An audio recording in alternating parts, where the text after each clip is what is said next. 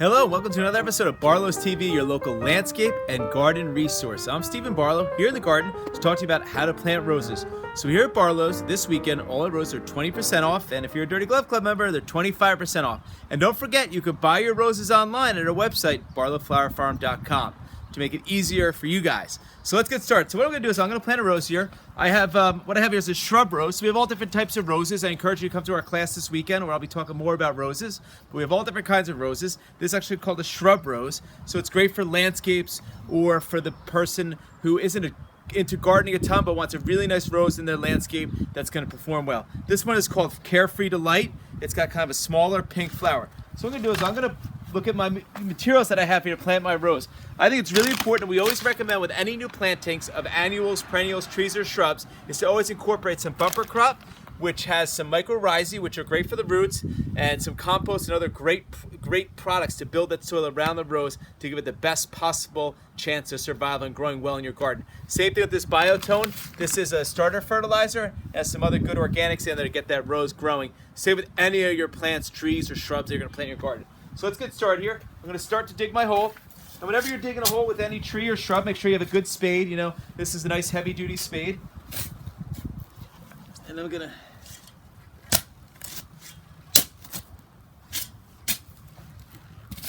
dig a nice hole that's going to be about 2 or 3 inches larger than the pot, so I can put some of that bumper crop in my backfill.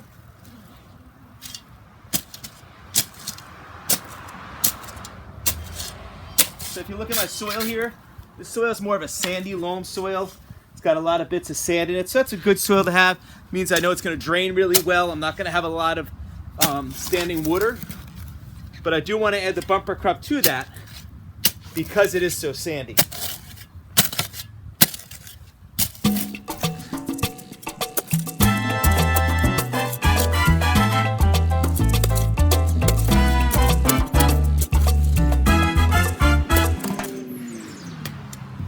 Okay, so now I got my hole dug and I'm ready to get my rose into the hole. So what I'm going to do first is I'm going to take my bumper crop soil. I'm going to put a little bit in the bottom of it. You can see the soil, it's rich in organics. It's nice dark color. Bet your worms would love to live in it. All right, there we go. I mix that all in. And I'm going to take so when I take my rose out of the pot, I'm going to put my hand around the base of it right here like that, just to hold it in place. I'm going to flip it over and just knock the pot out. So this has nice white roots on it. I'm going to break the roots up just a little bit. And I'm going to pop it in my hole here.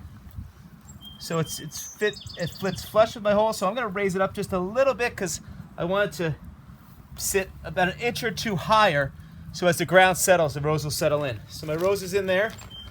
Make sure it's in the right spot. I like it. And I'm going to take my bumper crop and kind of mix it in with my backfill.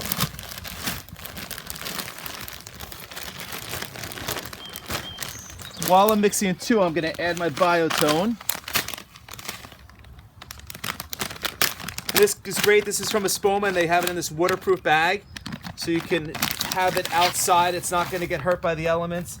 I'm going to take about 2 handfuls of it. Ziploc it back up for my next planting. And then, like I said, I'm going to mix in my backfill with my bumper crop.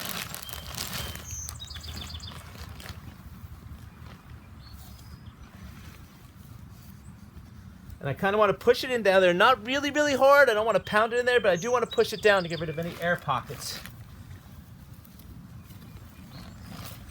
And then my excess soil, I'm just going to spread out through my garden a little bit. And then what I'll do is I'll go back and mulch over that to keep the moisture and to keep the weeds out from around my rose. So here's some tips on planting a rose. Now just when you're growing that rose, I'm expecting some rainfall here tonight, so I'm going to let the rain water that in. If we weren't going to get rain for a couple of days, I'd make sure I come over here and water that in. Then I'd probably water that every two times a week until it's established. And then once a rose is established in the garden, they generally don't need much water. They're pretty hardy plants. If you have any other questions on roses, I encourage you to email us or post a question on your Facebook page, and we'll make sure to get back to you on our Q&A Tuesday. And don't forget about our rose sale this weekend. You can buy those roses online. Thank you guys so much for watching this episode, and have a great day.